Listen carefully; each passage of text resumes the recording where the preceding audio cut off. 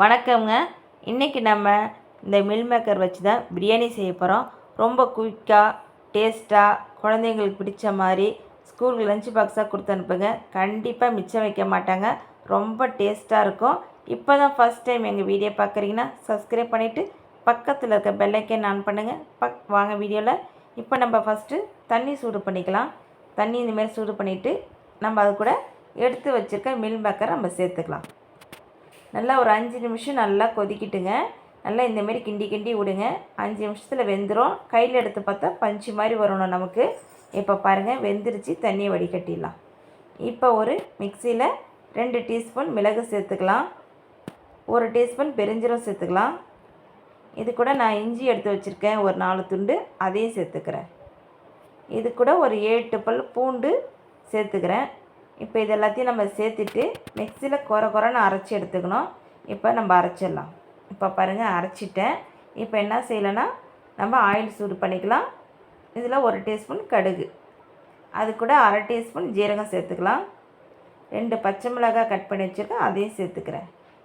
1 கொத்து கருவேப்பிலை சேர்த்துக்கிறேன். இப்போ எல்லாம் பொரிஞ்சிடுச்சு.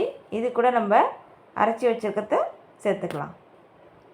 இப்போ நம்ம நல்லா பச்சை வாசனை போகணும். நல்லா வதக்கி விட்டுங்க.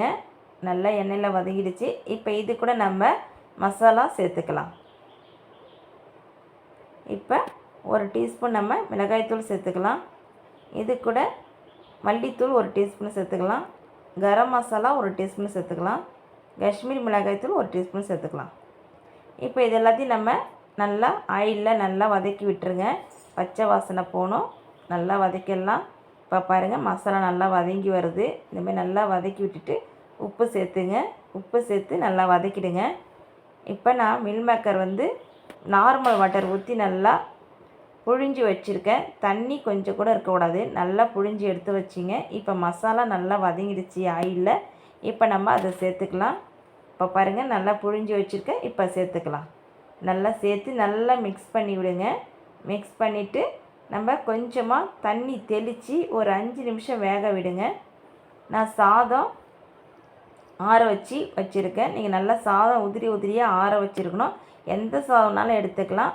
இப்போ பாருங்கள் நல்லா ஒரு 5 நிமிஷம் ஆயிடுச்சு. இப்போ இது கூட நம்ம ஆறின சாதத்தை கொட்டி நல்லா மிக்ஸ் பண்ணி கலந்து விட்டுடலாம். சாதத்தை கொட்டியாச்சு. இந்த மாதிரி நல்லா நீங்கள் மிக்ஸ் பண்ணிவிட்டு நல்லா கலந்து விடுங்க.